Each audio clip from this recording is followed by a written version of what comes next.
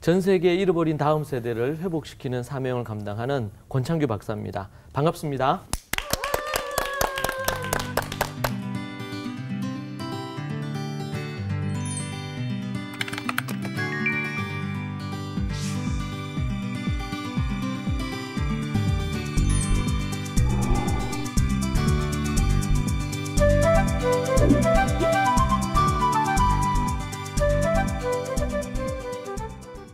목사님. 네.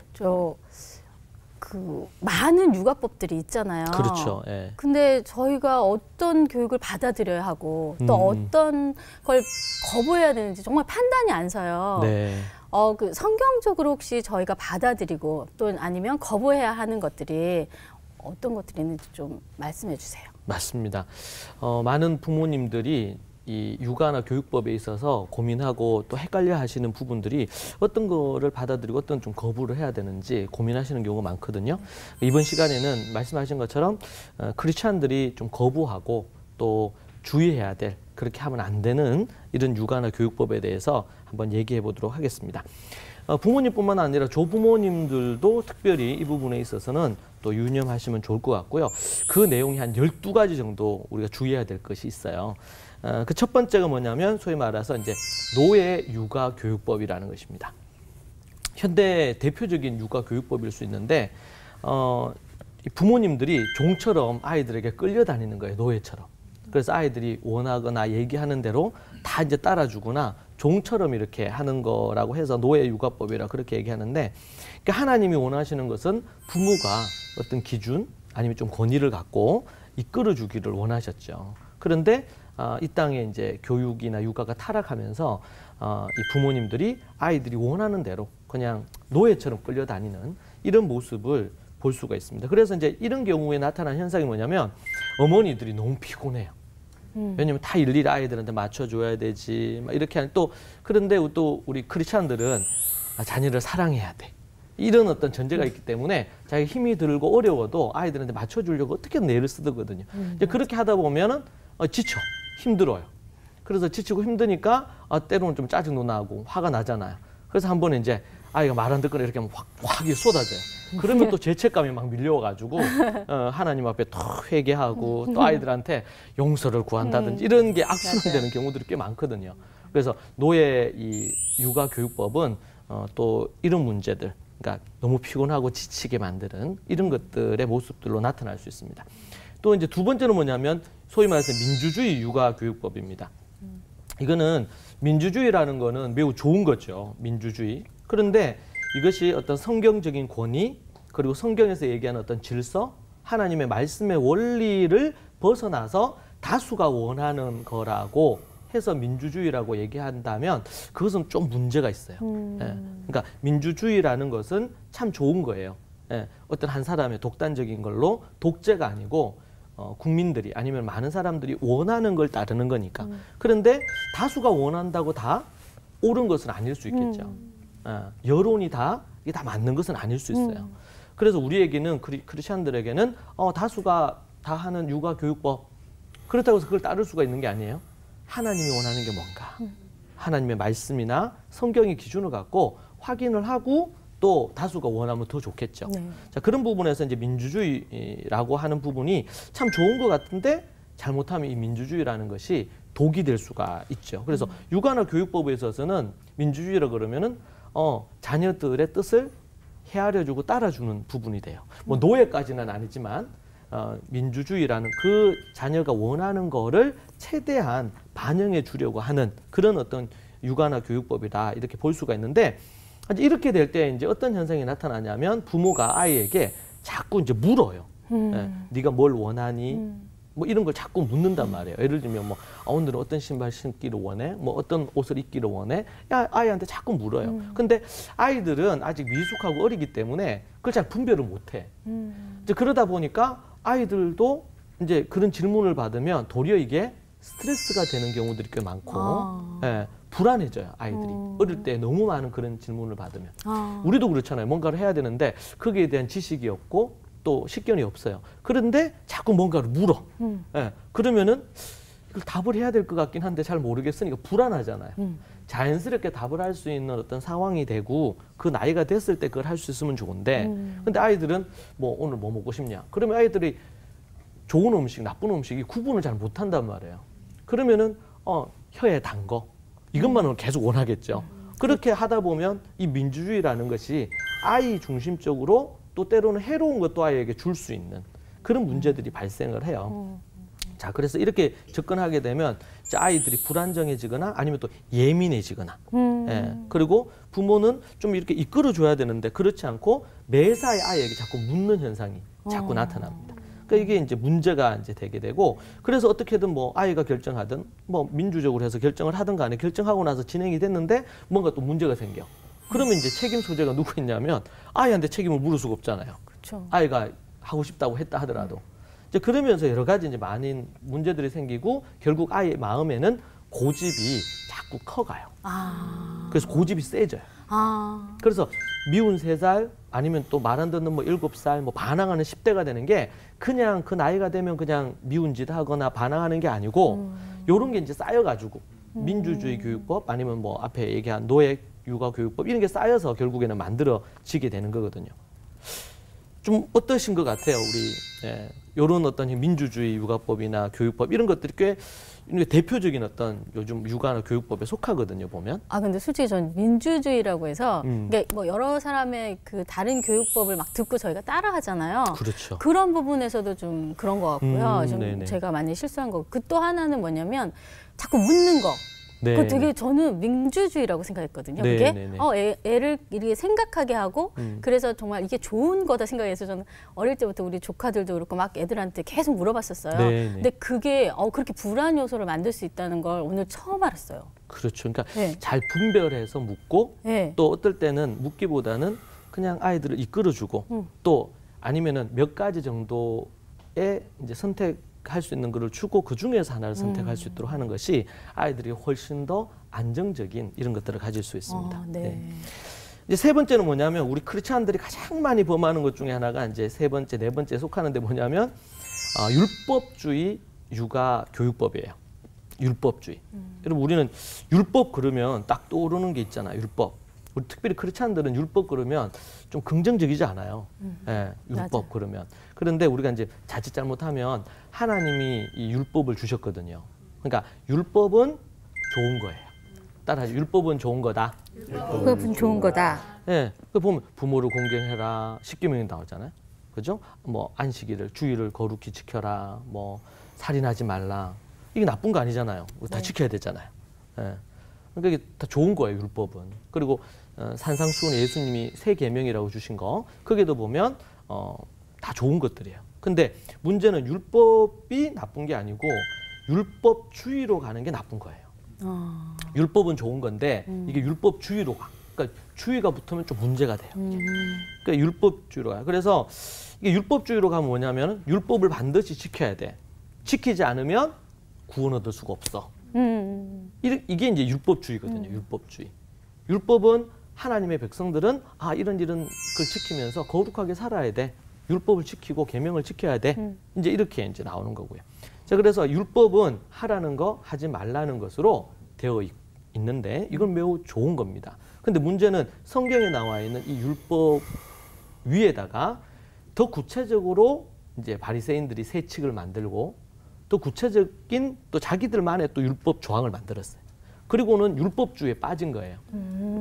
율법주의 특징이 뭐냐면 다른 사람이 율법 안 지키면 정죄를 해. 맞아요. 판단하고 정죄를 해요. 맞아요. 이게 이제 문제고 또 하나는 율법주의는 뭘 또 낳느냐면 외식주의를 낳아요. 외식주의는 뭐냐면 쉽게 말하면 자기가 그걸 안 지키는데 지키는 척 하는 거죠. 거룩한 척. 그 안 해놓고는 한 것처럼 이렇게 하는 거. 왜? 그래야지 자기가 좀 의롭다고 생각을 하니까. 그래서 율법주의는 이제 외식주의 아니면 다른 사람을 판단하는 정죄주의 이런 형태로 나가게 됩니다. 그러니까 부모나 조부모들이 우리 크리스찬들은 자칫 잘못하면 율법은 좋은 건데 자녀들에게 율법주의적으로 아이들에게 막 억압하고 짓누르고 막 이렇게 정죄하고 왜 그렇게 안 하냐고 막 이렇게 아이들한테 얘기할 수 있단 말이에요. 그래서 이제 교회 다니는 아이들 중에 어릴 때부터 교회 신앙생활 하는 아이들이 교회를 떠나면서 이런 어떤 율법주의 아니면 또 강압적인 이런 어떤 접근 이런 것 때문에 좀 마음이 상하거나 힘이 들어서 떠나는 경우도 종종 있어요, 보면. 그래서 지나치게 엄격하게 뭔가를 하는 거 우리가 참 조심해야 되고 아이들의 마음의 어떤 생각 또 아이들의 마음의 어떤 그런 원하는 바 이런 것들을 잘 듣고 성경적인 기준으로 그 아이들을 이끌어주는 거 중요합니다. 네. 자, 그리고 이제 그 다음은 이제 은혜주의예요. 은혜주의 율법, 육아교육법인데 이것도 동일합니다. 율법하고. 은혜는 매우 중요해요. 예. 은혜가 은혜 없이 우리가 살 수 없다고 얘기하잖아요. 네. 이제 그런 부분에서 은혜는 참 중요합니다. 그런데 이게 이제 은혜는 좋은데 문제는 은혜주의로 빠지면 이거 되게 위험해요. 예. 왜 그러냐면 모든 것이 그냥 은혜라는 것으로 그냥 덮어버리는 거죠. 허용해버리고. 이 은혜주의로 가면 어떤 문제가 생기냐면 자녀들이 좋은 게 좋은 걸로 애들 다 받아준 거예요. 잘못한 거 책망하거나 뭐 벌 주고 이렇게 안 하고 그냥 다 은혜로 그냥 받아줬어. 그러니까 아이들이 방종적이 돼요. 버릇이 없어지고 자기 중심적이 되고 이런 모습으로 바뀐단 말이에요. 그러니까 은혜를 자칫 잘못 과용을 하면 이것은 왜곡된 어떤 사랑의 한 모습으로 키울 수가 있어요. 이제 그런 부분들이 있습니다. 근데 이 시대는 너무나 쉽게 회개도 쉽게 하고 죄도 쉽게 짓고 근데 이게 우리 아이들에게도 그대로 아이들도 부모님들이 그냥 은혜주의로 키우니까 은혜로 키우고 사랑으로 키운다. 이렇게 하다 보니까 아이들이 버릇이 없어지고 또 뭐 자기 중심적으로 변하고 이런 요소들이 또 너무나 이렇게 은혜를 과용하는 이런 모습들이 없지 않아 많이 있습니다. 이런 경우들이 없지 않아 꽤 좀 있는데 좀 어떠신 것 같아요? 그런 부분들에 대해서.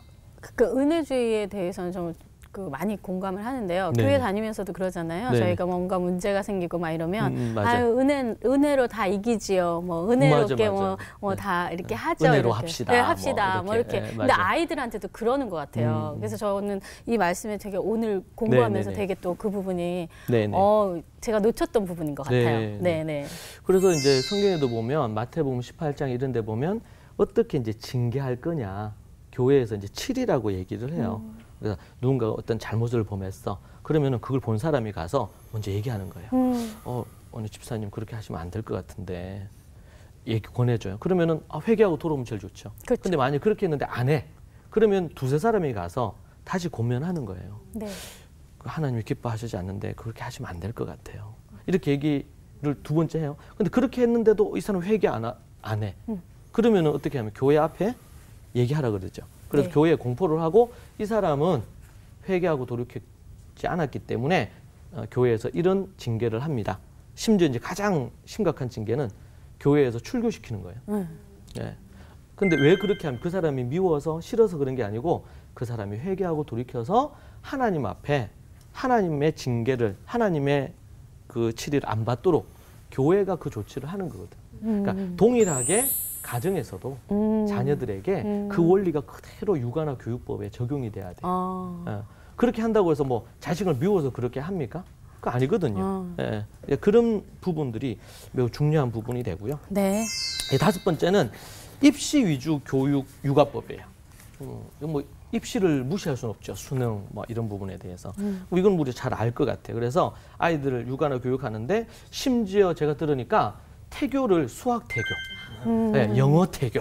네, 이미 뱃속에 있을 때부터 솔직히 뭐 영어나 수학을 잘하면 나중에 좋은 대학도 들어갈 수 있고 이렇게 하니까 아예 뱃속에서부터 그런 걸 한다 하더라고요. 입시 위주 육아 교육이죠. 그래서 아예 처음부터 태교부터 아니면 두세 세 살 때부터 오직 뭐 입시에 맞추는 거예요. 초점을. 이건 절대로 우리 크리스찬들이 따르면 안 되는 그런 교육법이라고 볼 수 있습니다. 그렇다고 해서 우리가 수능이나 입시 관련된 걸 무시해서도 안 됩니다. 자, 그리고 여섯 번째는 슈퍼맨 육아교육법인데요. 이건 뭐냐면 아이들을 슈퍼맨처럼 키우려고 하는 거예요. 그래서 아이들은 미술이면 미술, 음악이면 음악, 체육이면 체육, 아니면 영어면 영어, 수학이면 수학. 어떤 경우는 뮤지컬도 하고 뭐 과학도 하고. 그래서 애들이 너무 피곤해. 예, 어린 애들인데 뭐 6살, 많이 7살, 8살, 막 9, 이런 애들인데 아침에 나가지고 밤에 들어오고 한밤중에 예, 슈퍼맨으로 만들려고 그래요. 이건 너무나 지나친 욕심이다. 우리가 절대로 좀 생각하지 말아야 될 부분이지 않나 싶어요. 이해되시죠? 이 부분 관련해서? 네네네.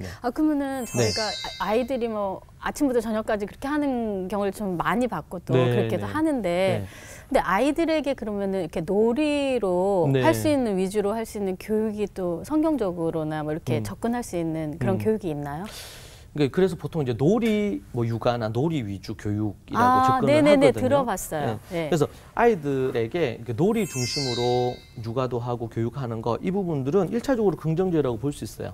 근데 문제는 놀이로만 해. 이게 문제예요. 아이들은 아이들에게 놀이를 통해서 뭔가 여러 가지 이런 것들을 자연을 통해서 이렇게 하는 걸 통해서 아이들이 그렇게 이제 육아나 교육이 되어지는 게 참 좋은데, 이제 너무 지나치게 모든 걸 아침부터 아니면 모든 스케줄을 놀이 위주로 짜는 경우도 있어요. 그러니까 이거는 또 다른 문제가 있어요. 그래서 예를 들면 이스라엘이나 초대교회 육아나 교육을 보면 태교도 말씀으로 태교하거든요. 그리고 애가 뱃속에 있을 때부터 아니면 또 아주 깐난 애기인데도 하나님의 말씀으로 아이들을 올바르게 이끌어 주려고 하는 게 있어요. 이제 그런데 우리가 또 뭔가 놀이가 아이들한테 유익하다, 아이 뇌를 좋게 한다, 이렇게 하고 그러면 너무 또 그쪽으로만 치우치는 경향이 없지 않아 있죠. 그래서 놀이, 육아나 뭐 교육은 참 좋은 접근인데 그것이 놀이 위주로만 되면 안 좋다. 도리어 또 해가 될 수도 있다. 그러니까 뭐든 간에 과한 것에는 문제가 있어요.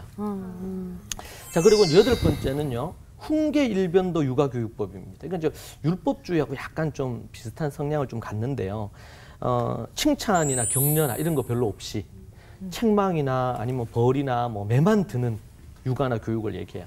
이거 자칫 잘못하면 아이들의 길을 꺾을 수가 있어요. 이 부분이.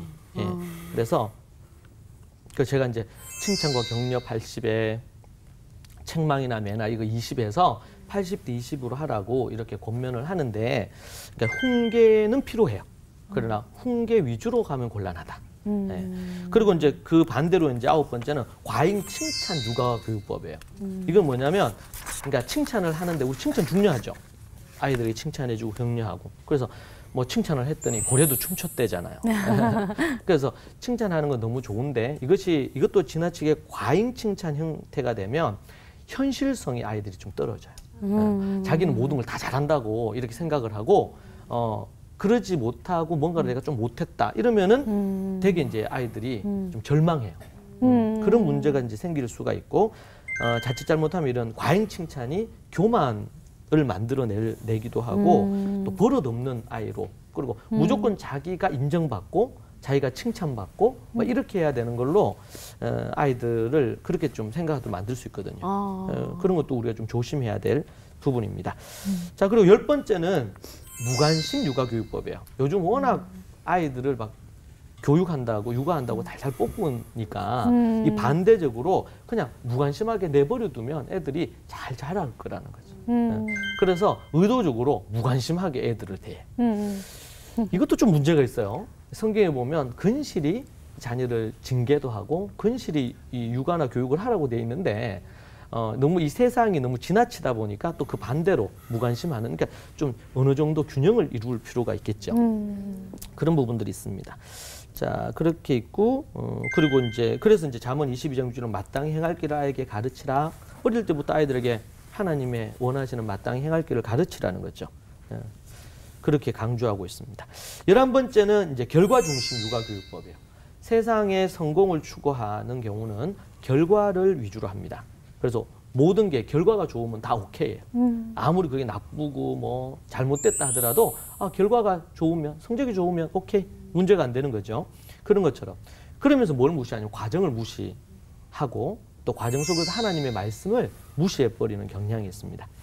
이제 그런 부분들 좀 문제가 될 수 있어요. 좀 이해가 되시죠? 네. 근데 저는 또 그 애착 육아에 대한 교육법을 들어본 적이 있거든요. 목사님, 그 애착 육아에 대한 교육법은 어떤 건가요? 애착 육아는 말 그대로 아이들이 어렸을 때 부모가 아이와 애착 관계를 잘 형성을 해야 된다. 그렇지 않을 때 많은 문제가 생긴다. 이런 얘기를 하는 거거든요. 그거는 매우 중요한 부분이에요. 애착 육아. 그러니까 12번째에 속하는 부분이기도 한데 과잉 애착이 문제가 돼요. 아, 과잉 애착. 그러니까 아이와 애착 관계를 형성하고 그래서 아이들 어렸을 때 3살 이전에 7살에 대화도 많이 하고 얘기하고 이렇게 하는데 너무 이것이 지나쳐서 건강한 애착 관계가 아니라 좀 건강하지 않는 집착에 가까운 애착 형태로 되는 거. 이걸 이제 지나친 애착이라고 하는데 이래 되면 이 부모와 자녀가 건강한 감정 분리가 잘 안 된다든지 이런 문제가 좀 생기고 심각한 문제가 또 발생을 하고 정서적으로나 정신적으로도 자녀들에게 좀 심각한 병으로 이렇게 이어지기도 할 수가 있어요. 그래서 애착 육아 좋은 부분인데 지나친 어떤 그 도를 지나치게 넘지 않는 이런 것들이 필요하죠. 네. 그래서 한 12가지 정도 우리 부분들 우리가 좀 정리를 해봤습니다. 와, 정말 많네요. 육아법에도 정말 12가지나 또 이렇게 정리가 될 만큼 다 이렇게 세분화가 돼 있네요. 저희 오늘 처음 알았고요. 그런데 제가 오늘 배웠던 육아법에 대해서 다시 한번 말씀드려 노예 육아교육법, 또 민주주의, 율법주의, 은혜주의 육아교육법, 또 입시 위주 육아교육법, 슈퍼맨 육아교육법, 놀이 위주의 육아교육법, 훈계 일변도 육아교육법, 과잉 칭찬 육아교육법, 무관심 육아교육법, 결과중심 육아교육법, 가잉 애착 육아교육법. 와, 정말 많네요. 맞아요. 그래서 근데 이 주의가 정말 너무 많은 것 같아요. 앞으로 열심히 공부해야 될 것 같아요. 맞습니다. 우리가 이제 이런 크리스찬들이 따르지 않아야 될, 그런데 또 크리스찬들이 좀 실수할 수 있는 이런 어떤 육아의 부분인데 세상에서는 뭐 이런 거 별로 신경 크게 안 쓸 수도 있어요. 그냥 뭐 이런 육아 저런 육아 좋다 그러면 그냥 하는 이런 부분들이 있는데 우리가 먼저 미리 이런 거는 내가 그럴 수 있겠구나 알고 우리 부모님이나 조부모님들이 좀 더 신경을 써서 육아하실 때 생각을 하신다면 너무 좋을 것 같고요. 그러니까 이런 부분을 피하는 것이 우리 토부 육아 교육법이다. 이렇게 이해하시면 좋을 것 같습니다. 이런 육아법 우리 계속 공부하는 것을 통해서 우리의 역량이 팍팍 올라가서 우리 자녀들을 잘 믿음으로 키울 수 있으면 좋을 것 같습니다. 여러분 또 경청해 주셔서 감사합니다. 감사합니다, 목사님. 수고하셨습니다.